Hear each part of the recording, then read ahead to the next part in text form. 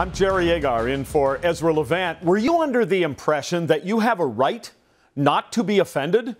Well, then I don't know why you're watching this show, unless you believe that the types of laws that have led to human rights inquisitions are bound to increase. In England, Rowan Atkinson, known as Mr. Bean, has come out against laws that outlaw insulting words or behavior.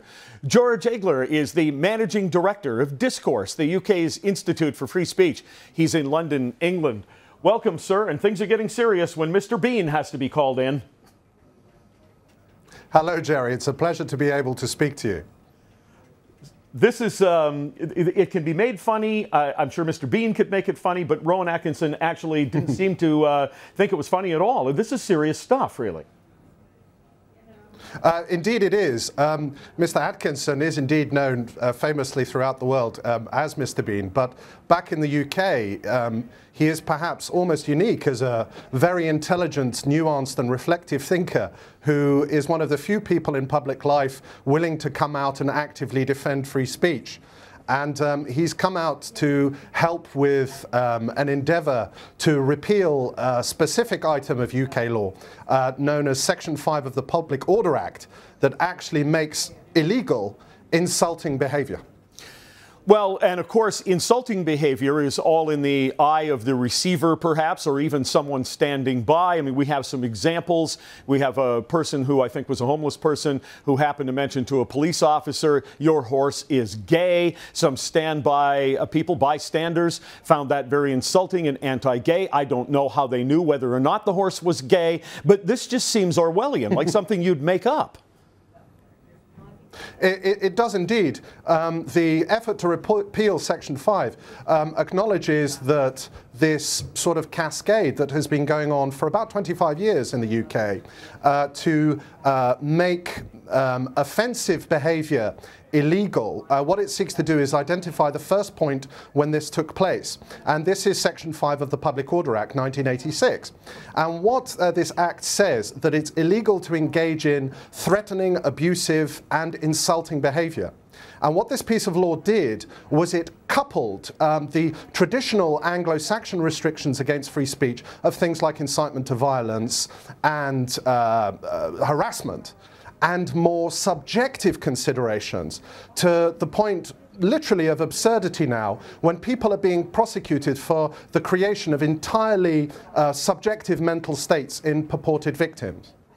Well, yeah, I'm trying to think about how this would play out. We have our own problems in Canada with these human rights inquisitions, but I was thinking of Rowan Atkinson and his character and a time when he came out and pretended to be a religious leader giving a sermon on Jesus, and Jesus turned the water into wine, and people saw it and he thought he was the best magic act they'd ever seen, and they tried to take him on the road and it didn't work out. And I'm a Christian person, but I thought that was funny. But I could see where another Christian wouldn't, but I don't think that Christian has a right then to haul Rowan Atkinson before a court, but tragically it seems they can.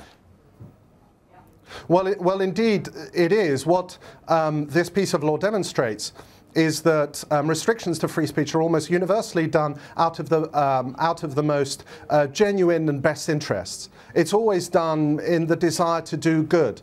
But what results is far-reaching consequences, to the extent to mention Christians, for example. There was a Christian street preacher who was hauled before a court for saying that homosexuality was sinful. There was a cafe owner who did nothing more than project verses from the New Testament, and the police turned up in a sort of very Orwellian questioning, making it clear to this individual that if he didn't take these things down, he would find himself in court. This is very similar to the kind of thing that Ezra went through with the Alberta Human Rights Commission, that sometimes genuine prosecutions happen and sometimes people end up in prison for saying things on Twitter or Facebook, for example. But what happens most of the time is something called process punishment, where the actual process of going to court and having to pay for appeals is the actual punishment itself. Well, when you mention that issue with Ezra Levant, I mean, Ezra is my hero for the fact that he not only went before them, he pled guilty because he said, if the guy's insulted, then I'm guilty. I insulted him, and then he said something to the effect of, now I have to come before your kangaroo court. And it actually takes people like that with the nerve to speak up to stop this sort of thing.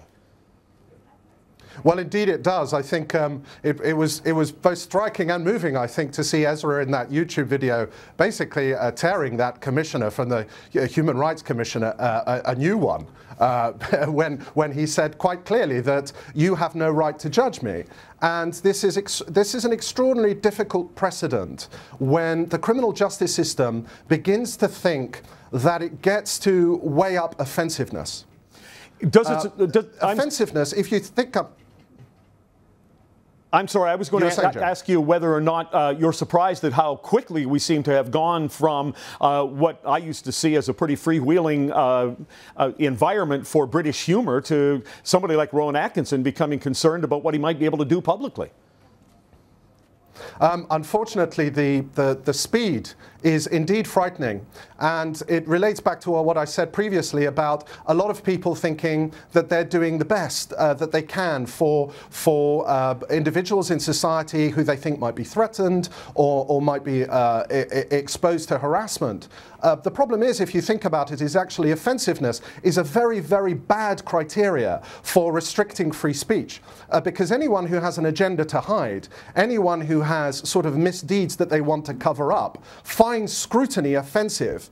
And there are actually cases that are unreported of individuals who try to uncover corruption in local councils, say, who use a four-letter word and then find themselves hauled up in front of courts because they've used a four-letter word. Because in a society that makes offensive-ness something that makes the criminal justice system leap into effect, is a society in which people use the criminal justice system to settle scores. Well, a four-letter word I can think of is bunk, and that's one I can get away with using in terms of what all of this is. Keep up the fight, and thanks for this. Thank you, Jerry. It's a pleasure to speak to you.